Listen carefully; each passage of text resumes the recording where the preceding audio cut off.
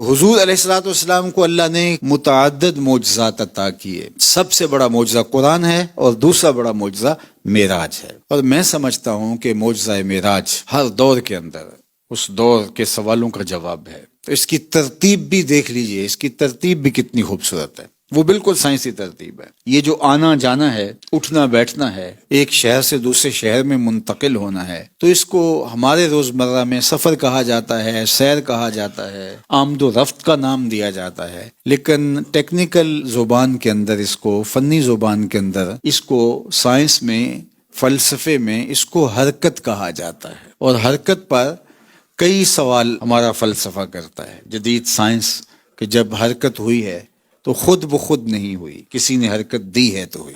یعنی یہ مائک اور یہاں سے اگر یہاں آ گیا ہے تو یہ ہاتھ تھا جس نے اس کو کھینچا، آج خود نہیں ہوئی حرکت. تو حرکت کے لیے کوئی محرک چاہیے جس نے حرکت دی ہے، اور جس کو حرکت دی جا رہی ہے اس کو متحرک کہتے ہیں کہ اس نے حرکت کی ہے. محرک کون ہے، متحرک کون ہے، پھر حرکت کب ہوئی ہے، پھر حرکت کہاں سے ہوئی ہے، حرکت کہاں تک ہوئی ہے، وجہ حرکت کیا ہے، زمان حرکت کیا ہے. یہ سارے سوال فلسفہ اٹھاتا ہے. کوئی معمولی حرکت ہوتی. اب ذرا اس آیت کریمہ کو آپ اس تناظر میں دیکھیں تو محرک کون ہے، سبحان الذی اسرا، اور متحرک کون ہے، بعبدہ. زمان حرکت کیا ہے، لیلن. مبدأ حرکت کیا ہے، من المسجد الحرام. منتہائی حرکت کیا ہے، الی المسجد الاقصی. وجہ حرکت کیا ہے، لنریہ من آیاتنا. تو اس ایک آیت کریمہ کے اندر، ویسے میبزی اور ہماری جو فلسفے کی ابتدائی کتابیں ہمارے طلباء بھی پڑھتے ہیں، اور اس میں انہوں نے ساری ابحاث کی ہیں کہ حرکت بطی بھی ہوتی ہے، حرکت سری بھی ہوتی ہے، وہ ذاتی بھی ہوتی ہے اور عرضی بھی ہوتی ہے. یعنی کئی اعتبارات سے قسم حرکت کی. اس میں ایک قسم ہے حرکت ذاتیہ اور ایک حرکت عرضیہ. مثال کے طور پہ میں چل کے جہاں سے آیا ہوں یہاں تک آیا ہوں، یہ میری حرکت ذاتی تھی. لیکن میں آیا ہوں تو میرا کوٹ بھی میرے ساتھ آیا ہے، تو یہ تو چل کے نہیں آیا، لیکن جتنی رفتار سے میں اتنی رفتار سے ہی آیا. تو میری حرکت جو تھی وہ ذاتی تھی، اس کی حرکت عرضی تھی. اب معراج کا جو واقعہ ہے فلسفے کے اعتبار سے، سائنسی اعتبار سے، تو یہ حرکت بالذات تھی یا حرکت بالعرض تھی. اچھی طرح سمجھیں کہ اس کے کئی مراحل ہیں. یہ مجموعہ ہے حرکت عرضیہ کا اور حرکت ذاتی. مسجد حرام سے لے کے مسجد اقصی تک حضور تو براق پہ تھے، براق کی ذاتی حرکت تھی، حضور کی حرکت بالعرض تھی. حضور تو اپنی رفتار سے جا ہی نہیں رہے، حضور تو بیٹھے ہیں. یہ تو براق کی رفتار ہے. اور براق کی رفتار کتنی تھی، جہاں اس کی نظر جاتی تھی وہاں اس کا قدم جاتا تھا. اور براق سر سے لے کر پاؤں تک نور تھا. میرے اور آپ کے 6 فٹ کے وجود میں 2 آنکھیں، 2 آنکھوں میں سیاہ دائرے، سیاہ دائروں کے اندر 2 نقطے، اس میں روشنی ہے. بس اتنے بڑے وجود میں اتنی سی روشنی. لیکن اس کا عالم کیا ہے، ایسے نظر اٹھاؤں تو چاند سورج کو دیکھ لو. یہ اس کی نظر کا کمال ہے جس کے اندر صرف اتنی سی روشنی ہے. اور جو سر سے لے کر پاؤں تک نور تھا، اس کی نگاہوں کا عالم کیا ہوگا، وہ کہاں تک دیکھتا ہوگا. اور جہاں اس کی نظر جاتی تھی وہاں اس کا قدم جاتا تھا. یہ اس کی رفتار. یہ حضور کی ابھی ذاتی رفتار شروع نہیں ہوئی، یہ تو حضور کی رفتار بالعرض ہے. کون سمجھ پائے گا.